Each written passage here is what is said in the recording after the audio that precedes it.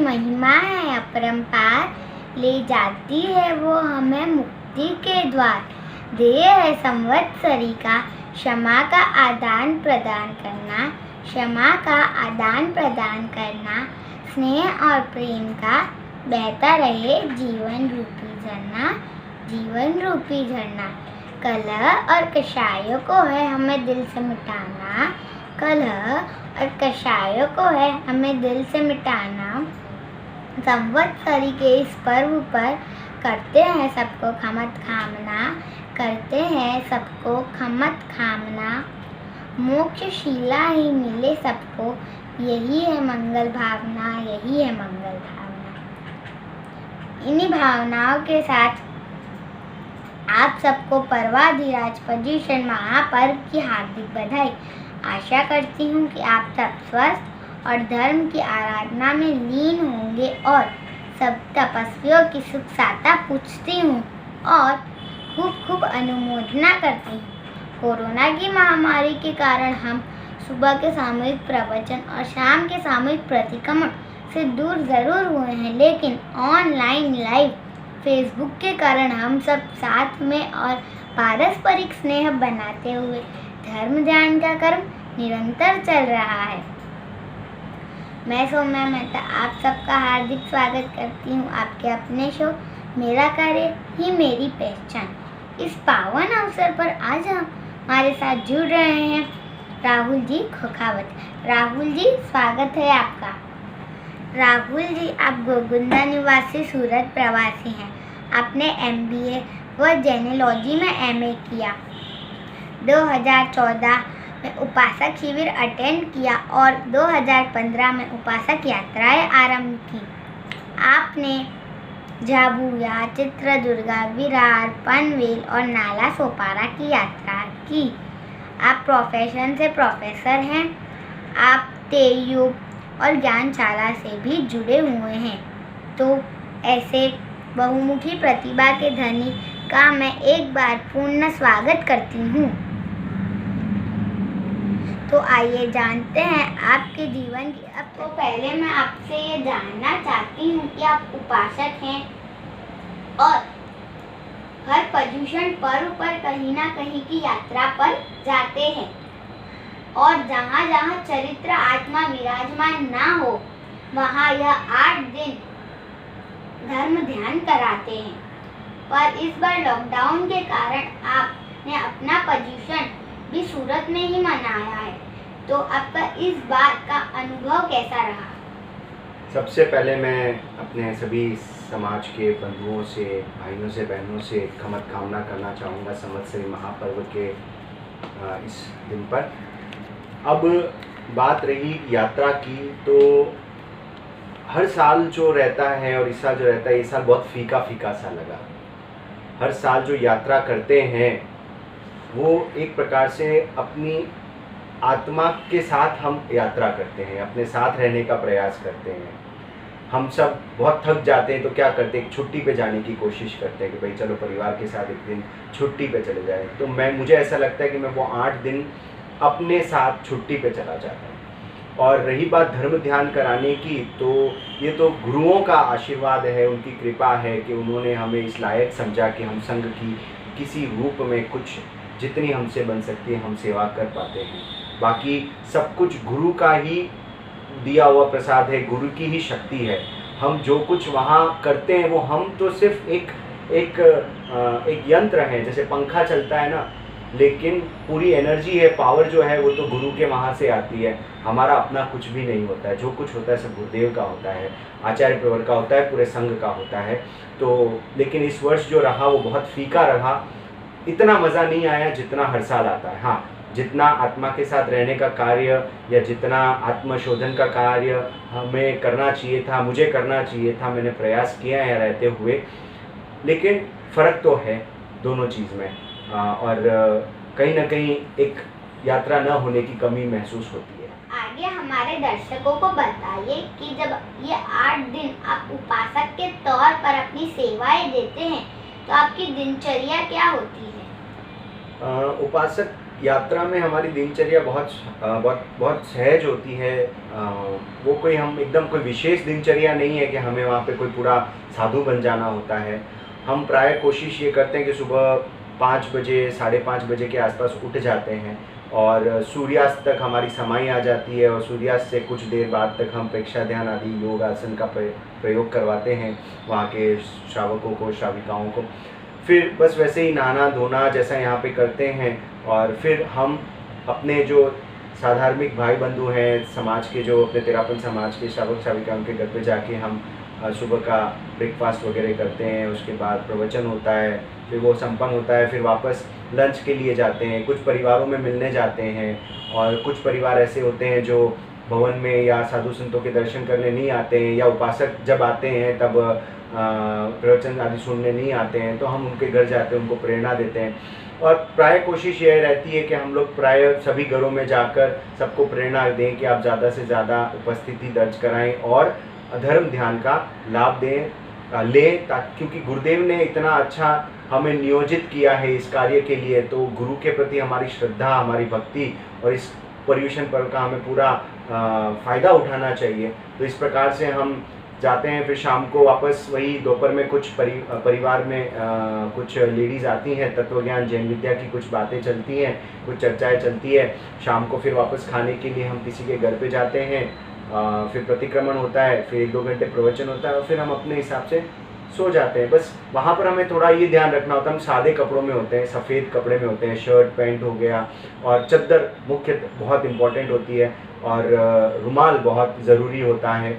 आज जैसे मैं अभी आपके सामने उपासक परिधान में नहीं हूँ, वरना प्राय हमारे हाथों में रुमाल रहता है। हम बिना जो खुले मुंह हम बात नहीं करते हैं वहाँ पर, और जिस किसी के यहाँ भी जाते हैं, भाई बहन के यहाँ, हम हमारा एक डिस्टेंस मेंटेन करके रखते हैं, सोशल डिस्टेंस, भाइयों के साथ भी या बहनों के साथ भी। तो वो भी हमारी एक दिनचर्या का एक पॉइंट मतलब की पॉइंट है।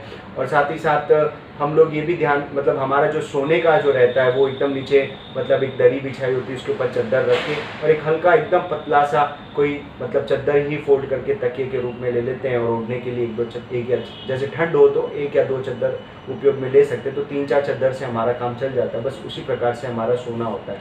और कहीं खाने भी जाते हैं तो हम बहुत, मतलब हमारे द्रव्यों की सीमा रहती है, हम 11, 13 या 15 द्रव्यों से ज़्यादा नहीं खाते हैं। कुछ चीज़ों के हमारे त्याग रहते हैं। हमारी एक उपासक आचार संहिता बनी हुई है, हमें उन मर्यादाओं का पालन करना होता है, लेकिन वो कोई डिफ़िकल्ट नहीं है।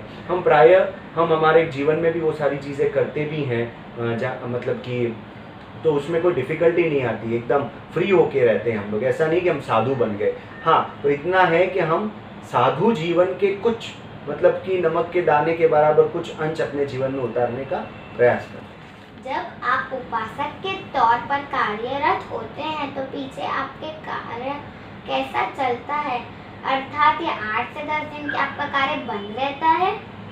मैं एज अ प्रोफेशन टीचर हूँ ना, तो मैं जहाँ काम करता हूँ वहाँ पे और भी काफ़ी टीचर्स काम करते हैं, साथ में हम पूरी टीम है। तो जब मैं यात्रा पे जाता हूँ तो मेरे पीछे वो काम सब संभाल लेते हैं। और रही बात मेरे सब्जेक्ट की, तो मैं अपने सब्जेक्ट की कुछ टेस्ट वगैरह है या इस टाइप की कोई कुछ भी शेड्यूल करके चला जाता हूँ, तो आने के बाद वापस वो टेस्ट चेक करके वगैरह दे देता हूँ। तो इसमें एक प्रकार से मेरा पढ़ाना नहीं रहता, लेकिन ठीक है, पीछे काम चलता रहता है, और गुरुदेव के प्रताप से सब अच्छा हो जाता है, कोई तकलीफ ही नहीं है।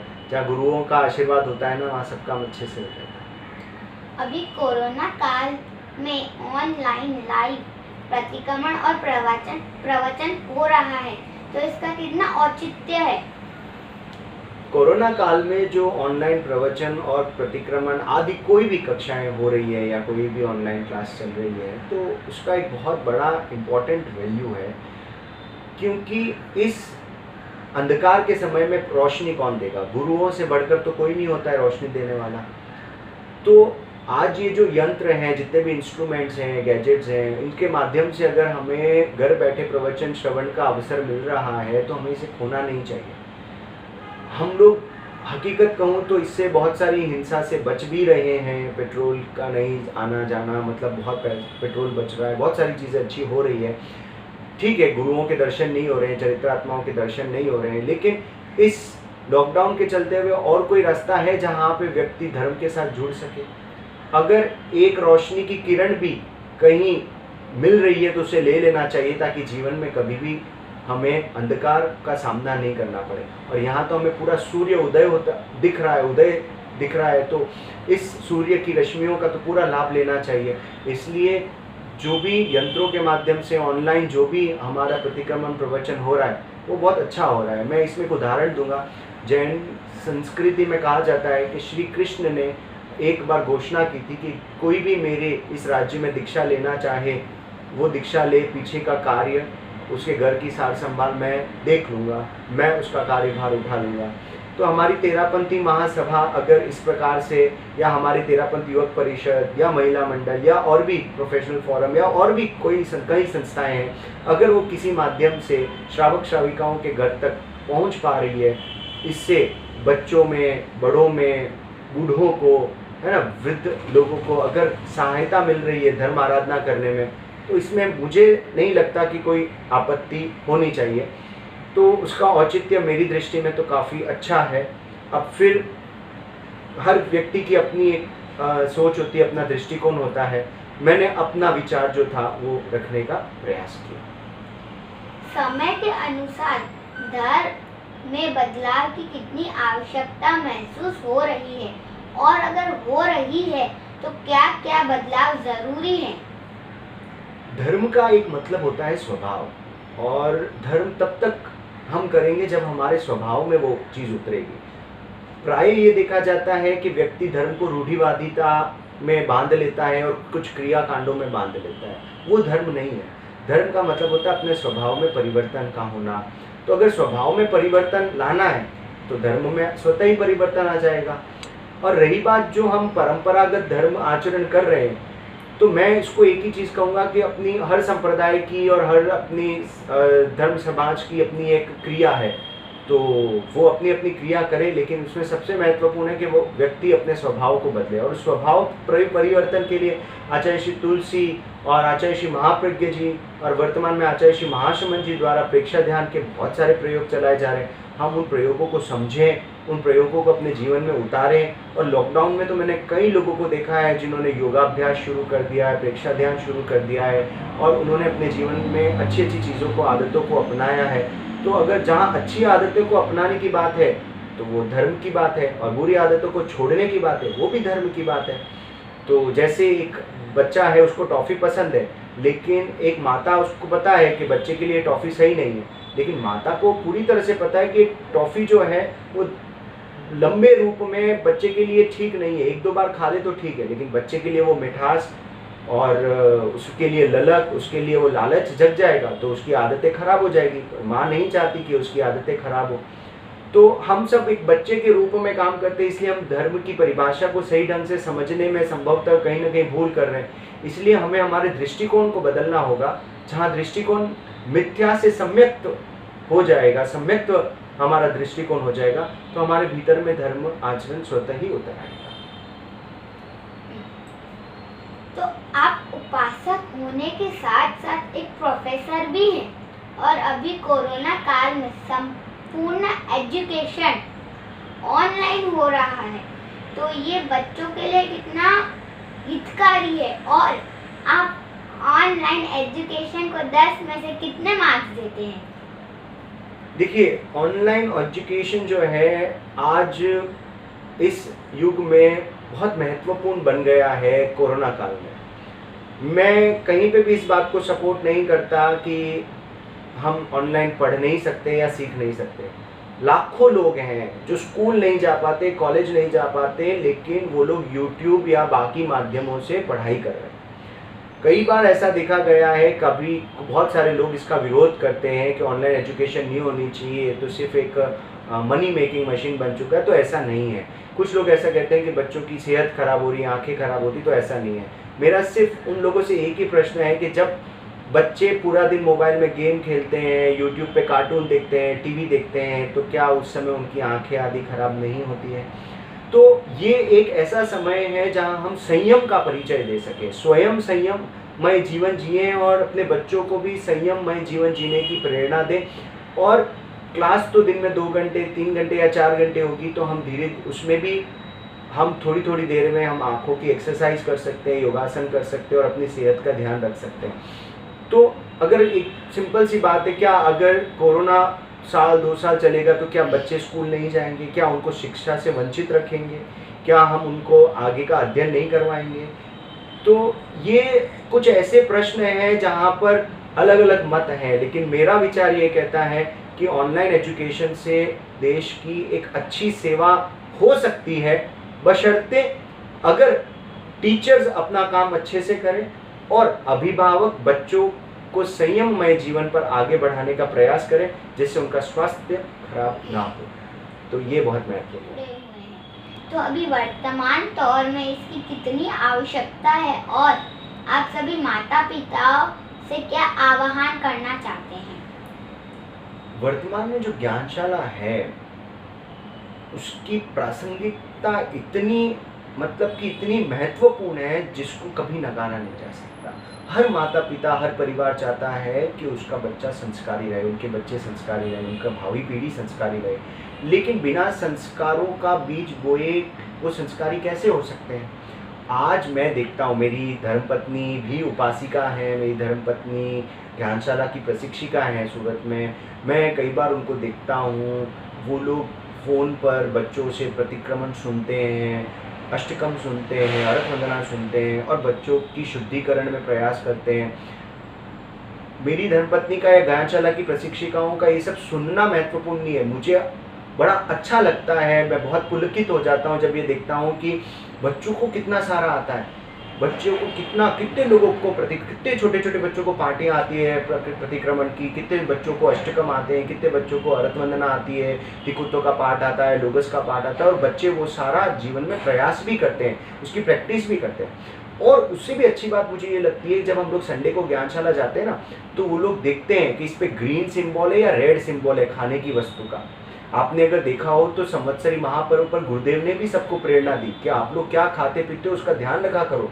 ग्रीन सिंबल है, रेड सिंबल है, अगर कोई सिंबल नहीं है, वो डाउटफुल वस्तु है तो उसका है ना, उसका उपयोग नहीं करना चाहिए। बच्चे बहुत स्मार्ट हैं और बच्चे इन सारी चीज़ों को बहुत अच्छे से समझते हैं। कई बार तो मैंने ये भी देखा है कि बच्चे अपने अभिभावकों को, पेरेंट्स को बोल देते हैं कि नहीं, ये चीज़ हमारे ज्ञानशाला में बताई गई है, ऐसा नहीं खाना चाहिए, ऐसा नहीं होना चाहिए। तो कई बार बच्चे अपने अभिभावकों को, पेरेंट्स को सजग कर देते हैं। कहीं कहीं मुझे ऐसा लगता है कई बार कि माता पिता इन चीज़ों को सीरियसली नहीं लेते हैं, या ठीक है ज्ञानशाला जाना है, पढ़ाना है, इसलिए कई बार भेज देते हैं। लेकिन मैं माता पिताओं से यही आह्वान करूंगा कि इसको एक जीवन का अभिन्न अंग मानकर बच्चों को प्रेरित करें, मोटिवेट करते रहें, और कभी भी संडे को जो ज्ञानशाला चलती है उस ज्ञानशाला को कभी मिस नहीं कराएं। और ऑनलाइन भी जो ज्ञानशालाएं चल रही है उसको भी सजगता से बच्चे उसको अटेंड करें, तो बहुत अच्छा रिजल्ट आएगा और बच्चे बहुत कुछ अच्छा सीखेंगे। और बच्चे सीख रहे हैं, मैं बहुत सारे ऐसे बच्चों को जानता हूँ। ज्ञानशाला में कितने बच्चे हैं जो जैन तत्व ज्ञान की एग्ज़ाम दे रहे हैं, जैन तत्व विद्या की एग्ज़ाम दे रहे हैं, कितना सब कुछ आता है। छोटे छोटे बच्चों को लोगस का पाठ आता है और नवकार मंत्र आता है, वो सीखते हैं। तो ये तो हमारे आचार्य श्री तुलसी की देन है, उन्होंने एक ऐसा बीज बोया कि वो आज वट वृक्ष हो गया है।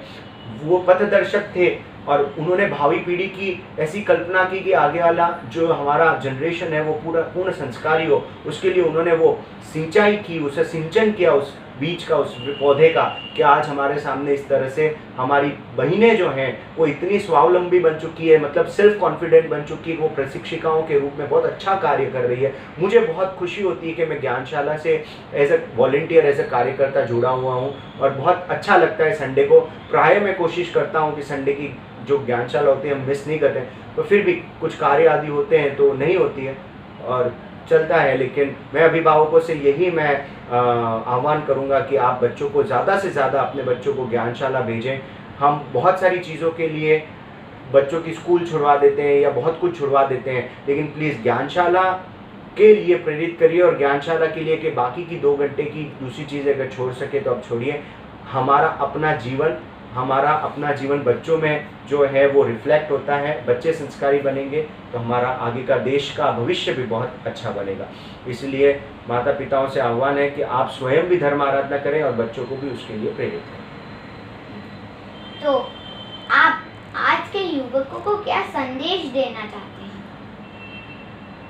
आज के युवकों को मैं एक ही संदेश देना चाहूँगा, और वो है कि हमें नशा मुक्ति का जीवन जीना है। उस उद्देश्य के साथ हमें आगे बढ़ना है और उस बात को हमें ग्रहण करके साथ चलना है जो हमारे आचार्य प्रवर अहिंसा यात्रा के द्वारा बढ़ा रही। नशा मुक्ति, न सिगरेट, न दारू, न गुटखा, न पान, न मसाला, कुछ भी नहीं। आज के युवक इसमें बहुत फंसे जा रहे हैं, हमें पता नहीं चलता, लेकिन मैं यही चाहूँगा कि ये कार्य ना हो। और दूसरा एक संदेश देना चाहूँगा कि हो सके तो उपासक बने। उपासक बनने का मतलब ये नहीं है कि हम साधु बन गए या हमें 8 दिन की सेवा देनी ही पड़ेगी कंपलसरी।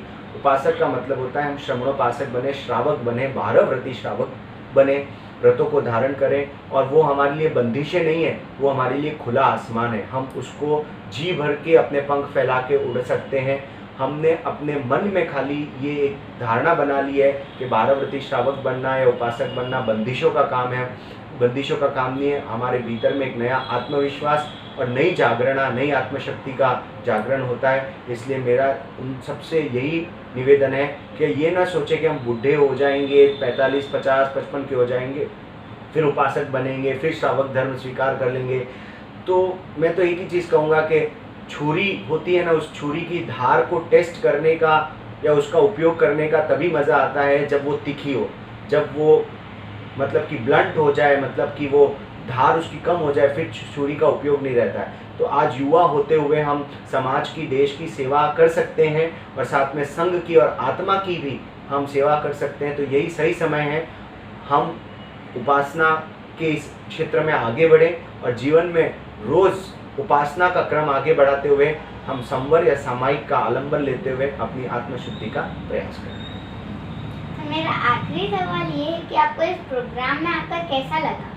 मैं इस प्रोग्राम में आकर बहुत अपने आप को खुशकिस्मत मानता हूँ।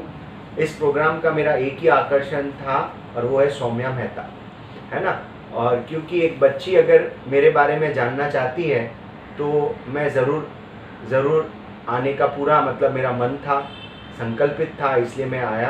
और संघ सेवा के प्रति मैं कुछ और प्रेरणा अपनी तरफ से आपको या आपके जैसे बच्चों को दे सकूं, ऐसा मेरा प्रयास रहता है और इसीलिए मैं आया। तो मैं आपके प्रति बहुत बहुत धन्यवाद करता हूं, साधुवाद करता हूं कि आपने मुझे ये ऐसा अवसर दिया।